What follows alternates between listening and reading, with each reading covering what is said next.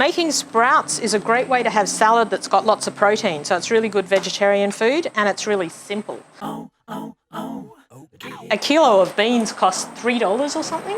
So imagine how much our box of sprouts cost.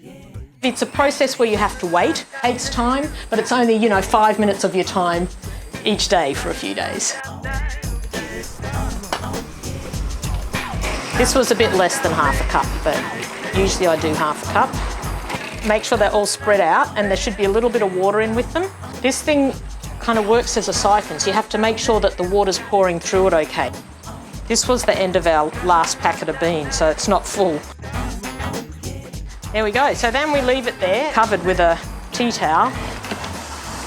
Now, each morning for the next 2 or 3 mornings, I would take it off and rinse a bit of clean water on it and tip the water out of the bottom.